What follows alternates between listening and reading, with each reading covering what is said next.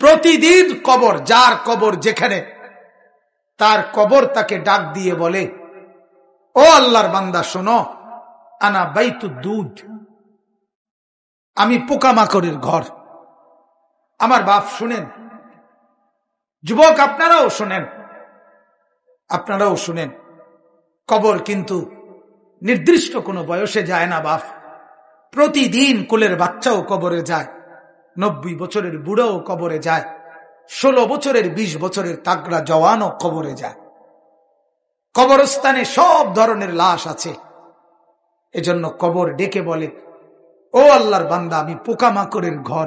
সেই ব্যক্তি যে একটা মশারি ছাড়া, একটা সামান্য মশার কামড় সহ্য করতে পারো না, একটা মশা কানের কাছ দিয়ে গেলে তোমার ঘুম ভাঙ্গা যায়, মশারি টাঙ্গাও, কয়েল জ্বালাও, অ্যারোসল লাগাও, এত কিছু করে তুমি মশার একটা আওয়াজ থেকে, কামড় থেকে বাঁচতে চাও।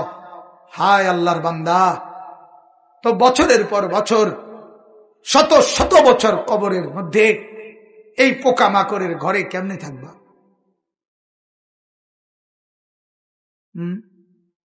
বলে, কবর প্রতিদিন বলে, আনা বাইতুল ওয়াহদা, ও আল্লাহর বান্দা, আমি কিন্তু একাকী ঘর, একাকী ঘর, কেউরে পাবা না, কেউরে না। আমার বাপ, এই পৃথিবীতেও একাকিত্বের যন্ত্রণা বড় সাংঘাতিক। আপনার ঘরে যদি লক্ষ কোটি টাকারও মাল সামানা থাকে, খাদ্য খাবার, ফল ফলাদি সব আছে, সব আছে, শুধু স্ত্রী নাই, মা নাই, বাপ নাই, ছেলে নাই, মেয়ে নাই, কেউ নাই, আপনি শুধু একা, খোদার কসম এই একাকিত্বের যন্ত্রণায় ঘরের সবকিছু না, সারা দুনিয়াটাই আপনার কাছে বিষাদ মনে হবে, মনে হবে আমার কিছুই নেই। গত বছর আপনারা অনেকে শুনছেন হয়তো, এক ভদ্রলোক, ঢাকার শিল্পপতি, কোটি কোটি টাকার মালিক, গার্মেন্টস মেল ফ্যাক্টরির মালিক, ওই ভদ্রলোক একাকিত্বের কারণে, স্ত্রী নাই, ছেলে নাই, মেয়ে নাই, বিবিও দূরে সরে গেছে, ইউরোপ থাকে, ছেলেও থাকে বাহিরে, মেয়েও থাকে বাহিরে, একটা লোক নাই ফ্যামিলিতে। শুধুমাত্র এই একাকিত্বের কারণে এরকম মোবাইলে লাইভে সারা পৃথিবীকে জানাইয়া, সবার সামনে, সারা বিশ্বের চোখের সামনে এরকম কপালের মধ্যে পিস্তল ঠেকাইয়া নিজের জীবন নিজে দিয়ে দিছে, আত্মহত্যা করছে শুধু একাকিত্বের যন্ত্র। এজন্য কবর ডাক দিয়ে বলে, আনা বাইতুল ওয়াহদা, আমি একাকী ঘর, কাউকে পাবা না।